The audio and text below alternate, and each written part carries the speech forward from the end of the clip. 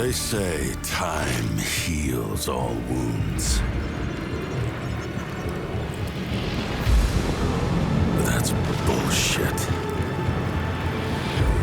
I'll tell you what time does. This shot was the most complex in the entire cinematic. Every element was precisely orchestrated to work from a single camera view, with exact timing across all components. Fortunately, the destruction RBD simulations were already created for the game. What wasn't part of the game, and was developed specifically for the cinematic, were the volumetric explosion effects. The whole fire was just 3 VDB effects, generated in EmberGen. These 3 simulations were then duplicated through the bar to create the illusion of the much more complex explosion.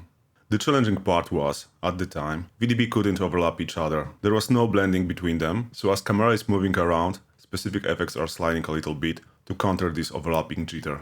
In EmberGen, I rendered VDB with 3 attributes: density, flames, and velocity. I exported roughly 300 frames of slow motion explosion into Houdini. Unfortunately, that wasn't enough to cover a 60 FPS cinematic, so the effects were later on retimed to approximately 1400 frames. In Houdini, I used velocity to interpolate and retime volumetrics. After that, I stripped everything down just to density and flames channel to minimize the file size. Back in Unreal, in Shader, we drive the opacity by density, and flames channel is used to map a color. I applied a color curve gradient to push as much details into the fire as possible.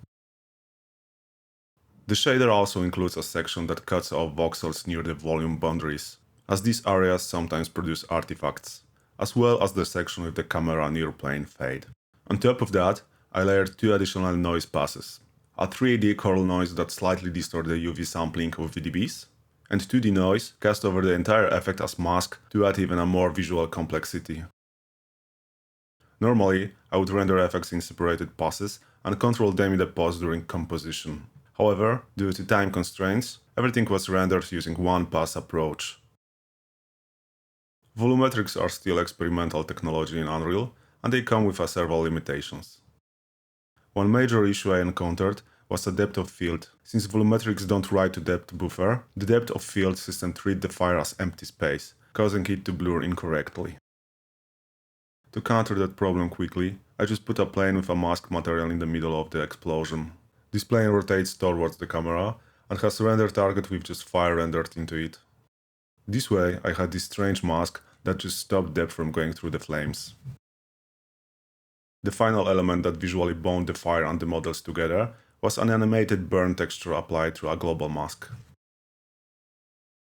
Every single model has a vertex animation texture with RBD or SBD simulation from Houdini.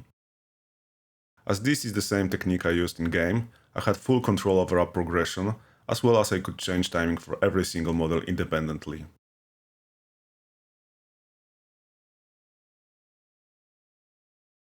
What was absolutely critical, however, was the composition of the foreground subscenes to ensure there was always a single, clear focal point. This required many iterations. We needed to make sure the massive background explosion didn't constantly compete for attention. The scene was carefully directed, so the focus shifts between foreground and the background elements at precise timed moments.